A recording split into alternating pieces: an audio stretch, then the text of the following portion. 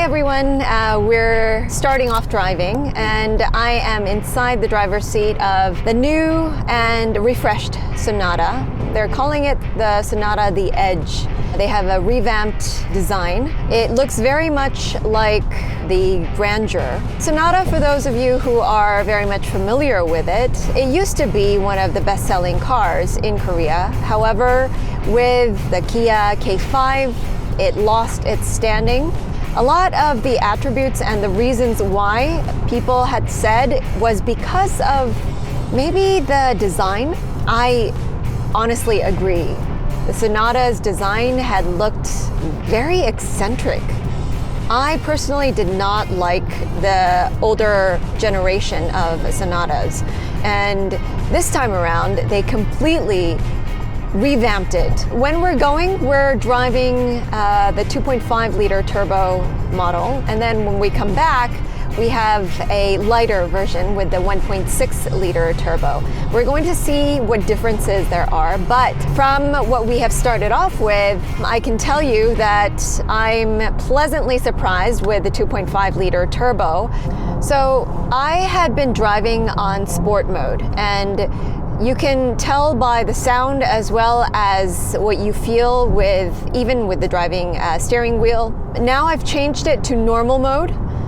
And in normal mode, it's just a very comfortable sedan. But you do feel a little bit more of the vibrations compared to the high-end luxury vehicles. But if you are more used to the more rigid suspensions of a German make and model, then you'll be quite surprised, I think. Because this is the N line of the Sonata, you have various design elements that are highlighted inside the interior. Most notably, you have red design elements inside. I personally like the color red inside the interior, but I do think that it kind of conjures up different images of a particular brand. Because I used to drive one of those cars. I'm quite amazed at the various different materials they have used. A lot of different functions and features as well. You have the head-up display. The display inside for the driver has become larger. You also have this fingerprint biometrics that you can use as well. You also have the wide panoramic sunroof, and that's why you have a lot of sunlight coming inside. I really do like the seats of this Sonata with the N line. One of the reasons that I do like it is, if you can see, the seats have suede in the middle, and you also have the leather on the outside of the seats. Roads like this, where you have curves and where you have winding roads, for the driver, when you are on winding roads and when you are driving at faster speeds, it also acts as a holder for your body. It's actually more comfortable for the driver because it puts it in place.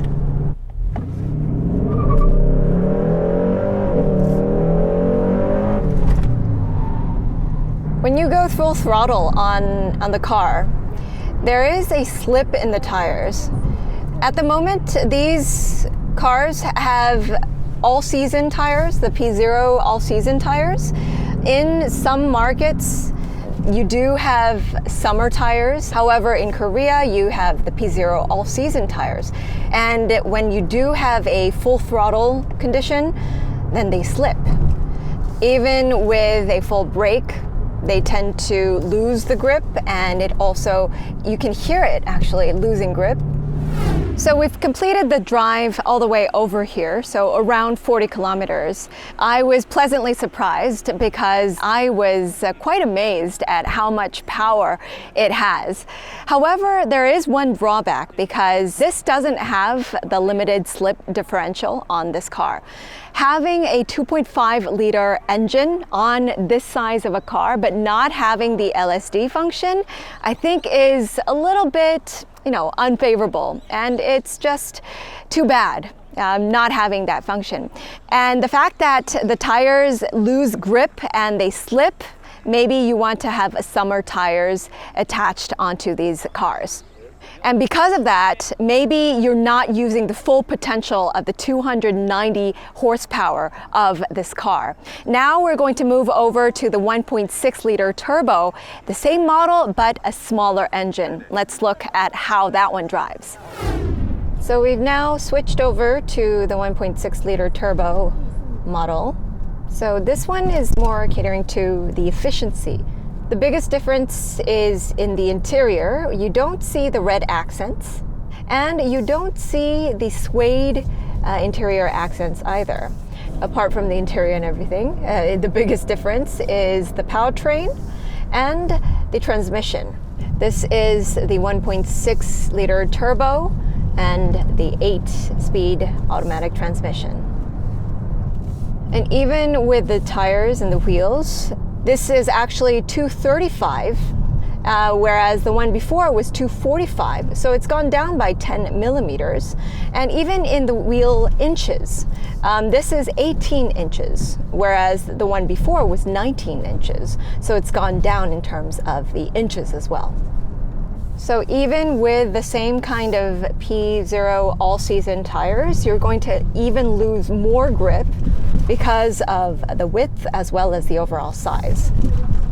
As soon as you get into the driver's seat and start putting on the acceleration, and you don't feel the push from behind, I already miss the heavier push with the 2.5 liter. This still in itself is quite a package with all of the functions and features of the N-Line you would want to get. Just now, the seat was cooling my back. You can actually have the seat ventilation or the seat heating. You also have the head-up display. You also have the adaptive cruise control options. So it has the functions of maintaining your car in the middle of the lane, and of course keeping the distance between your car and the previous car up ahead. And these functions are completely kind of like default settings these days on Hyundai cars. I didn't think too much about it until I had a rental car quite recently, and I was driving and I used the adaptive cruise control setting on one of those cars and found it amazing because it was just so advanced and it helped you so much. So now we've made the way all the way here with the 1.6 liter turbo model, and the fuel efficiency on this car was around 13.3 kilometers per liter. The one before was around 9 kilometers. So you can see that this one is definitely more efficient than the 2.5 liter turbo. So now let's look at the overall design. First, the face. It now looks a lot more like the family of the Grandeur, the Staria, and it looks a lot like the Hyundai models. You first have the clamshell bonnet, and you have that linear light on the top. It looks like the little brother of the Grandeur, which I like a lot. And compared to the previous generation of the Sonata, it has a more aggressive look. And also, underneath the linear line on top, you also have these headlamps that also accentuate the face as well. The profile is quite slim and quite sleek and streamlined. So now you have two lines that cross the body of the Sonata, one on top and one on the bottom. So now we've popped open the bonnet. So this one is the 1.6 liter turbo, and it has 180 horsepower. The one before with the 2.5 liter, that had 280. For this generation, you can dress up the 1.6 liter turbo with the N-Line as well, if you want. So now we're at the back of the car. To be honest, out of all of the design, the back side is my least favorite of the Sonata. When I first saw the car, I thought that the back was less cohesive with the overall design. So you have these kinds of different metrics and blocks for the lights design. Then you have the emblem and the Sonata. You have these blocks of the back trunk, and then it moves down into the emblem part, and then you have the license plate. and the N-Line both has the exhaust pipes on both sides, whereas this one only has a hidden and it only has the exhaust pipe on one side. Usually you wouldn't have the automatic or power pop open, but this one actually does. So this is another feature that you would probably want to consider.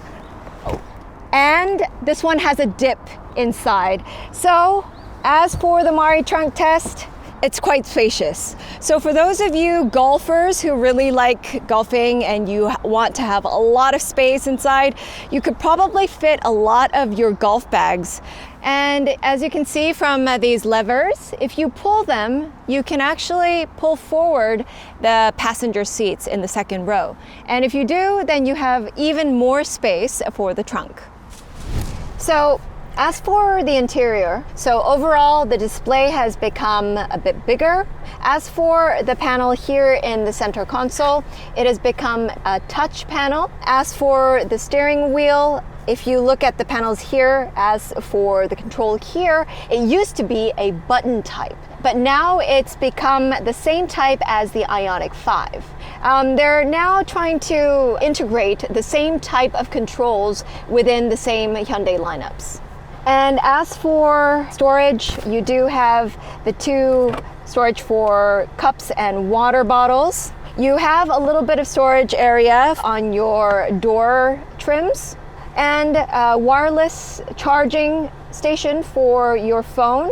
You also have the glove box, which is a drop down. And as we mentioned before, quite unusual for this segment is the wide panoramic sunroof. Sonatas are used so much for taxis in Korea.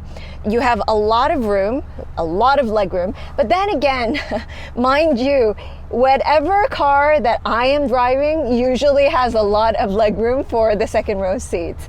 And you have almost everything that you need. You have the HVAC, you have two outlets for chargers in the back. You also have the seat heating for both sides on the second row seats. You also have the armrest in the middle if you need it. You can fold it up if you don't. You also have the shades for sunny days. The center tunnel is quite high, given that this is a sedan. Because you have so many cars these days with really low center tunnels, and you have a lot of EVs that have zero center tunnels, you might think that this is a little bit inconvenient and uncomfortable, but the seat itself is quite comfortable. So if you can just bear with the center tunnel, then I think the seating itself will be okay. So everyone, what did you think about our review about the 2.5 liter turbo and 1.6 liter turbo Sonata? The Sonata is definitely the volume car of Korea. However, it had been completely disregarded because of the bad design in the previous generation. Well, will it be able to make a comeback with the new design? I truly hope so, because with the new design, I think it's pretty great. Well, I did like the 2.5 liter on how it drives and the presence on the road. Do tell us what you think down on the comments below, and remember to hit subscribe. And if you have any other comments, do let us know. So with that, I will leave you and say goodbye. See you next time.